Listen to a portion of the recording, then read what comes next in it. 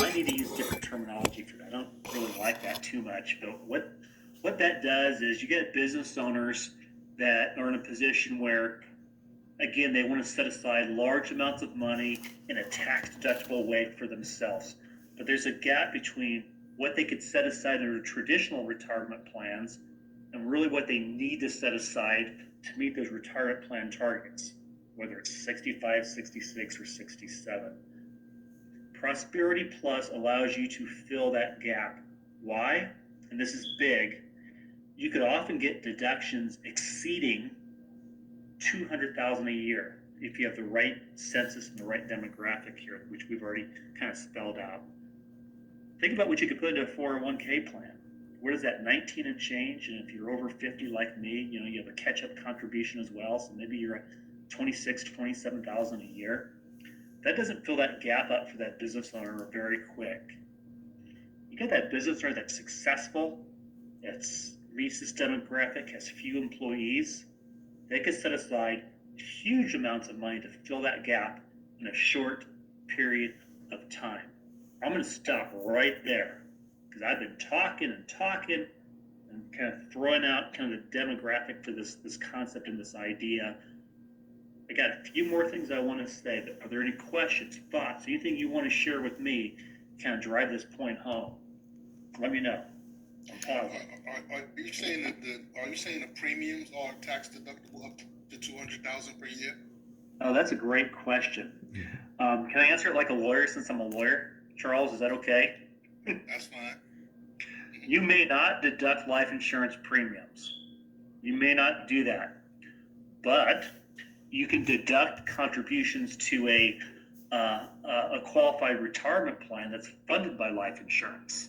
So technically, no, you can't deduct the premiums, but we all know you're paying premiums within the qualified plan. It's called a contribution, not a premium. It's called a contribution, kind of within the qualified plan world. In effect, just between us, kind of on a Friday, it's kind of what you're doing is deducting the premium, but it's deemed to be a contribution. That's what makes it deductible. And that's the attractiveness of it, because you really cannot deduct life insurance premiums, but kind of through the side door, by structuring the life insurance within a plan, you can kind of do it. It's just called something else. Does that make sense? Yeah, and also can an independent contractor? Oh, Liz, I didn't know I was going to get the tough questions here today. Chris, what's going on with Charles here? This is good. Charles is awake today. I gotta bring my A game today.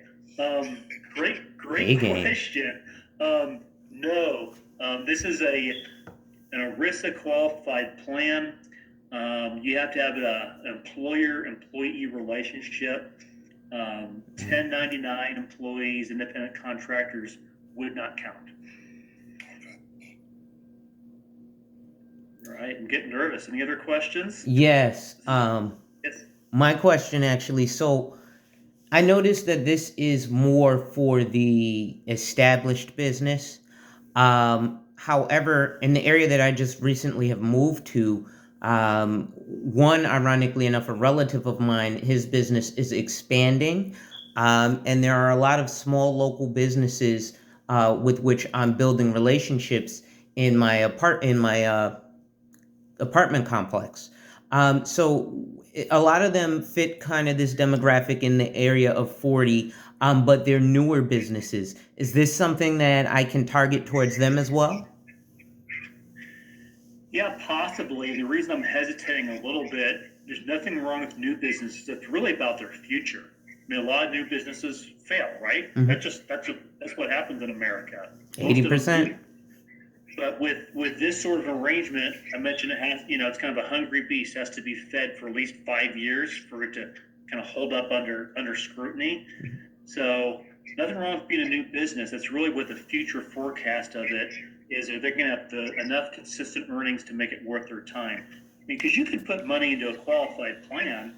If you're looking to fund it, I think the defined contribution limits are just under $60,000 now. Mhm. I mean, you could always fund a plan like that, and you wouldn't even need to do an arrangement like this. This is an arrangement because it is a defined benefit plan, which has to be funded every single year. New business is great. Just make sure they're solid and they're going to have enough cash the next few years. So that's the best way I could answer that. Thank you. Yeah. This is also exceptional for the sole proprietor without any employees. Hey, Liz, that's a great point. It might have been one that you brought up the last time. Liz keeps me honest, everybody. So, sole proprietor is awesome. I mean, you don't have to have a big census. In fact, it's almost easier if you don't. If you just have one person and they're looking for large deductions within a plan, this works out really well. Okay. Okay. Any other- Question Yeah. here.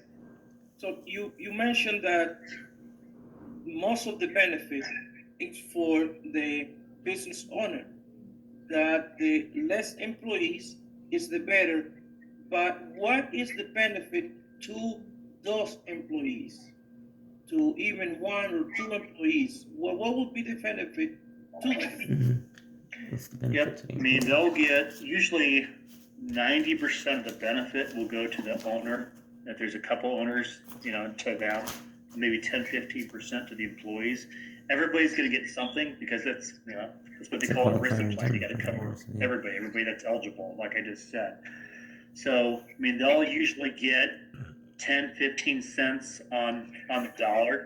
What they're going to be getting, without getting into specifics, is the life insurance and annuities are used to feed these plans. So typically you'll have an account just like with a defined benefit plan or a cash balance plan. You'll see what the account is, and it's loosely connected with the value of the annuity and the cash values of the life insurance. I'll fast forward in time. This is a long answer to your question. Let's say you reach retirement at age 67. You're going to use a permanent cash value life insurance policy here. You're going to go ahead and surrender that and roll the proceeds into an IRA. And that's what the employees get. So it's going to be a small IRA for the lower level employees, and it's going to be a big fat one for the owner or owners. And we're not going to spend time today kind of going over what that looks like from a numerical standpoint. But hopefully that answers your question. You get an account just like you do in any other plan, and they're going to get a small amount in retirement. And So Andrew, this share your program phone might work better number. for this plan might work better for maybe the board of directors of the company, of the corporation. Well, you got to cover everybody, right? You have to So cover everybody. Okay. yeah, don't forget that. So I want to see a small census. Can I tell you where it comes in real handy? Right, we see most of our cases. How many of you? Maybe I shouldn't ask this question. How many of you go to the dentist? I go to the dentist every 6 months. I Right? need to go more. What do you think? What do you see when you walk in the dentist office? You see somebody working the front desk. You see maybe one or two dentists, maybe a dental hygienist, dentist, small doctor offices, small businesses that just have one or two owners. What we're looking for is consistent cash, a small census, small number of employees, and a big gap between now and where they need to be in retirement. That's what we're looking at here. And those guys are typically, those little doctor's offices and dentist offices, those guys they have a lot of cash. They wish they had somewhere else to put it so it grows tax deferred, until retirement. So this solves that problem. And Liz, and they hate paying taxes. You talk to a dentist, a doctor, I mean, they're in that upper bracket. And so you start talking about like a concept like this, you're going to get, I guarantee, their immediate attention almost every time. One or two other things that I better maybe buzz out.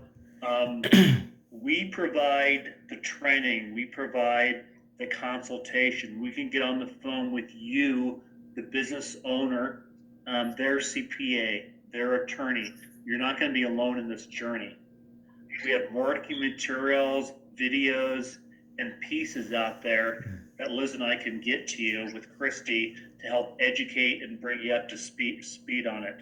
Know this also, we have a TPA, a third-party administrator, that actually does the case design and does the accounting and ERISA work for you, right? So you're not going to be doing that yourself. I want you to be able to find the candidates, the clients, have a good talk with us, and let's offboard once everything goes right.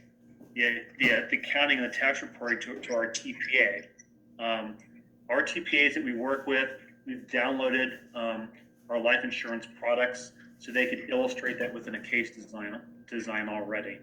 So, Christy, Liz, and I are just going to give you an overview today. There's a lot more pieces to this. But I really wanted to give you what I think is a hot topic on a Friday. I think it's going to be immediately relevant for any of you that have those business owner clients. Hopefully you have a few of them that kind of fall into this range that we're talking about here today. Okay. That might be it from my perspective. Yes. Why don't you give them the advanced markets phone number so they can call if they have a case?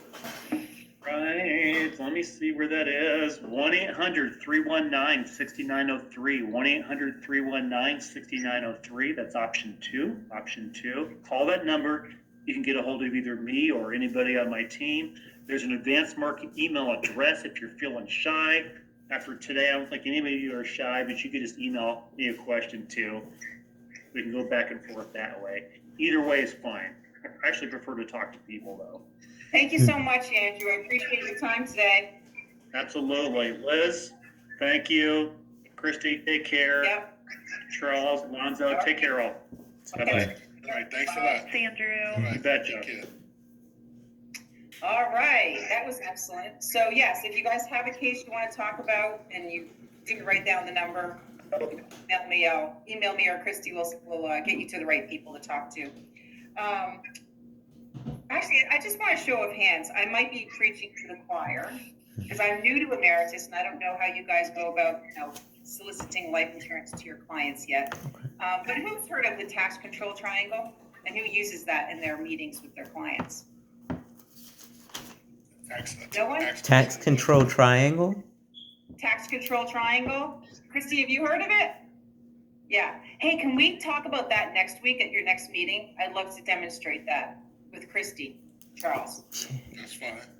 It's just a way to, it goes along with Andrew's presentation and just showing the value of tax-free money in retirement and that other bucket where people can put money into to have, where those, a lot of doctors that I worked with in my past, I showed this strategy to, and it just showed them the value of being able to put more money tax deferred away and come out tax-free in the future. And it's just a simple 10-minute drawing that we don't have time to do today, but I can demonstrate that for you at the next meeting. Yes, Alonzo? Question, Elizabeth. So You guys can all call me Liz. Okay. My mom calls me Elizabeth, but yeah. No problem. So, Liz, quick question. I heard you mention the tax control triangle, and I hear a lot of the demographic that we're going after seems to be in the medical profession. But as you're mentioning tax control triangles, I'm wondering, is this something that maybe we can partner with tax professionals to maybe help, if we go in and especially learning more about the tax control triangle and kind of use that as leverage to or a value add to like their business as well? Yeah, I think so. We'll talk about that at the next meeting. Of course, we're not tax advisors and we can't give tax advice, but we can talk about different tax buckets and how they relate to your retirement. So let's dive into that more. So that's a good question. We only have a few minutes left. I want to get Christy up to share any updates that she wants to share. So, Christy? Well, I'll just take a minute, Liz. These are individuals that I talk to on a pretty regular basis. So right now, the biggest updates we have is we did announce there's no rate changes for February. So we're really excited about that. If anything, I was scared that we might see another rate decrease on some of our cap rates, but everything is holding. So all is good right now. January moving into February, all of our rates have stayed the same. We have, like I said, a lot of just year kickoff. We're just trying to make sure everyone gets good traction with their cases and their case design for 2021. So we want you to utilize Andrew's team for your advanced cases. You can work with me, Liz, and Charles on case design if you have any questions. There's not really anything new right now. We've got a couple little things, you know, we extended our term conversion campaign, but since all of you are newer, I know we really don't have an existing term block for most of you to work on that right now. And like I said, we're just excited. I was ready 2020 was over, ready for that to be over. So like I said, I don't have a lot of updates, Liz, so I'll let you wrap up with your part. Okay, great. So Charles and I were speaking last week, and he mentioned that some of you may be interested in getting your securities licenses. Raise your hand if that's something that's interesting to you. And no, does anyone have their Series 6 right now? No. So we're all from scratch, okay. So I'm going to talk with Charles, but get with Charles if this is something that you want to get started with. The first step in that process is to make sure that you get background checks done and disclosures done. There's paperwork you need to complete. And then we have to let you know about the fees that are involved in part of the broker dealer, and all the products that you have access to. So I just wanted to throw out that if you're interested, let Charles know. We'll schedule a sub meeting to talk about what the next steps are with that. Okay? All right. Anything else, Charles? No, that's it. I was going to ask if you can just briefly touch on your background in wealth management. Because Background? Okay. Sure. Yes. So I've been with the industry for 24 years. I've been at Ameriprise Financial for 12 of those years, and I built a financial planning practice with them. And so most of the work that I do with clients always involved, you know, doing that comprehensive financial plan first, understanding what their needs were, and then going in and talking about, you know, life insurance and investment needs. From the wealth management side of things, very early in my career in the mid-90s, I started doing advisory work, which is that fee-based investment work. So it's really my job. I looked at my job as being one that just hired and fired portfolio managers who did all the, you know, training every day. I'm not going to do that for clients. I spend time talking to clients and talking to them about their goals. But I wanted to, so I did shelf that. And my job as an advisory person was just to find the best portfolio managers and hook them up with my clients. And when I did that, of course, I got a commission and annual fees to do that. And so happy to share that Emeritus does have that panel for you as well. So you don't have to be worried about picking the right mutual funds and picking the right investments and worrying about whether they're going to go up or down for your clients. The portfolio managers will do that. But that requires, in New York, you're actually lucky. You don't need to get that special license to be a part of that, part of the broker dealer. So minimally, you need to have your Series 7 to do that. So let's get together on that call and talk about which license it would make sense for you to get, either the 6 or the 7. But I have a lot of experience. I can help you grow that business with you. And again, I'm very conceptual, so I like to draw pictures for clients, even when it comes to, you know, investments, because most of the people we talk to really don't want to hear, you know, all the nitty gritty stuff. They just want to know how you can help them. So, yeah, but I've been a number of different firms: Ameriprise, MetLife, Allstate. Actually, the news today is Allstate just sold its life business. We'll dig in and see how that might be a good win for us somehow, but. Lots of things to do. Collateral assignments. Acquisitions going on in the life industry now. So, any other thoughts to share, Charles, before we let go? No, I'm good. But Chrissy, Yeah. did we hear about the leaders conference numbers yet? Did they come out yet? Leaders conference for 20? Yeah. No, I did not. It's still not done yet. Okay. Soon is what I heard. No, not out yet. Okay. Yeah, Charles, I've been asking every week, so I know they know that people are waiting to see what their bogeys are to work towards. Yeah, it should be any week, within the next week or two is what I heard last Friday. Hopefully very soon. We are going to see you there. Yeah. Yes, I wanna that's see why I people can't wait to get the anywhere. numbers. Yes, anywhere Yeah, besides yeah. this, It's right? always good to know what your goals are. To know what you're shooting for sure. Mm-hmm. All right, guys. Well, it's I don't have 11:45. anything.